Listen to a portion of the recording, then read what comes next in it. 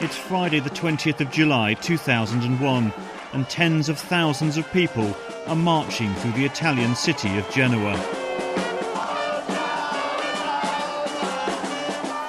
I was one of the first journalists in Piazza Alimonda that day. A crowd watched in awed silence as an ambulance took away the body of 23-year-old Carlo Giuliani.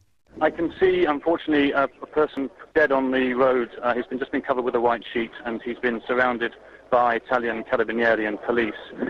Exactly what happened is not yet clear. I spoke to somebody who said they heard a shot. We're not sure yet if it was a shot from a pistol. All the police and the carabinieri carry pistols, or whether it might have been a rubber bullet or something like that.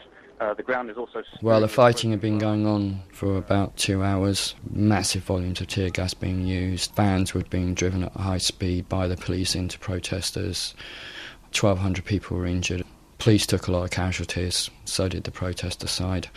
When Carlo was shot dead, and it was right in the middle of the worst of this violence, 2 of their carabinieri jeeps got stuck, and one of them had an officer in it. He got quite frightened, pulled out his gun and opened fire at very close range. Mark Cavell was in Genoa as a new kind of journalist. He was one of the pioneers of Indie Media, a news organisation that had sprung out of the protest movement. It came about because of a convergence of people and technology. You had these cheap consumer video cameras. You also had a breed of journalist who did not want to slot in under corporate management or be corporate media, printing out the same old press statements from the G8. They wanted to do something different. Well before YouTube, Facebook or Twitter, activists were using the web to spread messages marginalised by the mainstream media. And as protests against globalization grew, so did the alternative media's sophistication. By Genoa, it had become very impressive.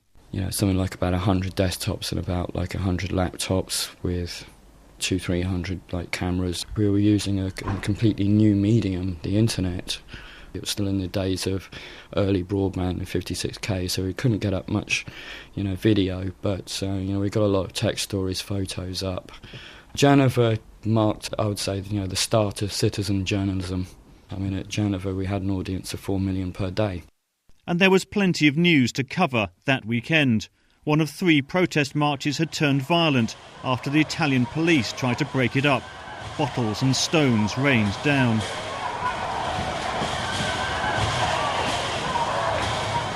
The object of the protesters' anger were the G8, leaders of the 8 most powerful countries in the world, meeting in the historic Duke's Palace, behind lines of police, fences, a vast wall of shipping containers, and even a battery of anti-aircraft missiles. By the mid-1990s, people were realising the planet was going seriously wrong. Capitalism and the corporations and Wall Street were making an awful lot of money. It was about protesting against George Bush. It was his second visit to Europe.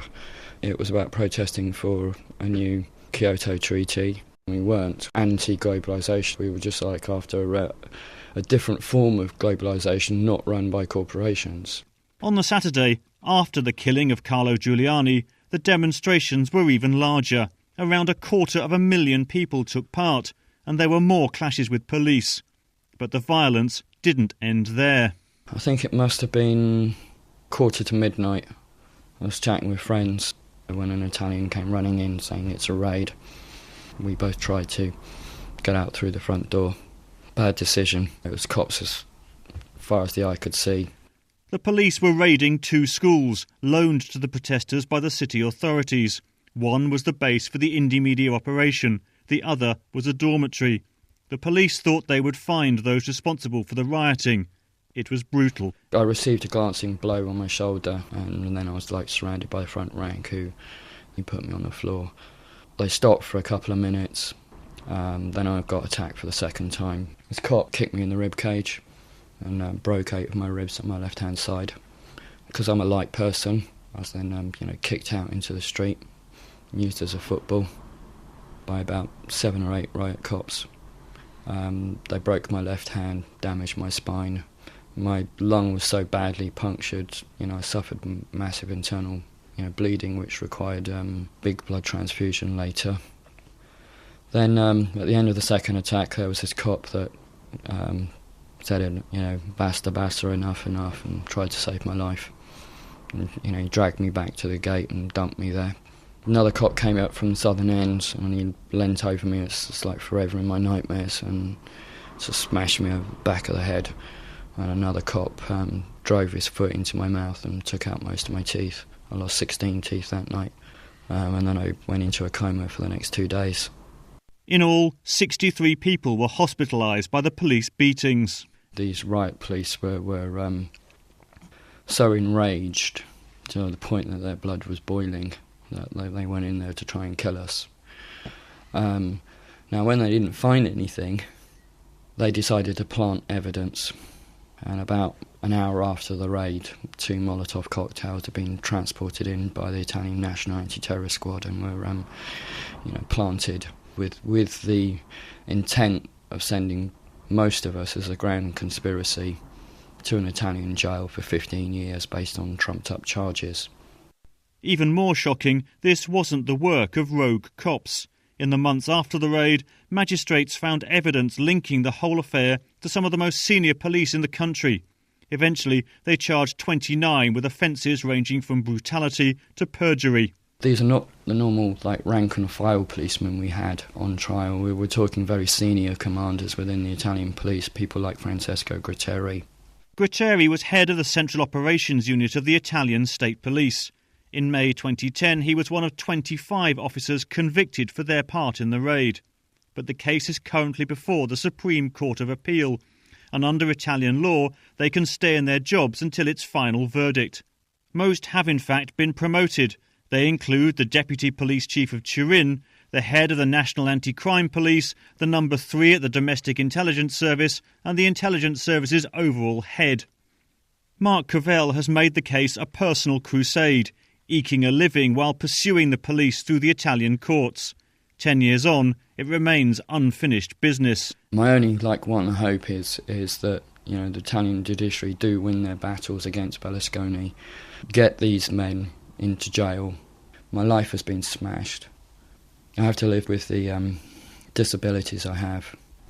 Many of us left Genoa thinking that a new era of global activism had begun. Communication had been turned on its head.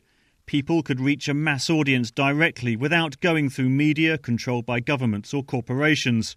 That legacy has really changed the world. The whole landscape in the last decade has changed a lot. Thousands of bloggers and YouTubers who have taken a page out of Indimedia's book of how we did it back in 2001 and 2002, and they're just doing exactly the same thing as we did 10 years ago.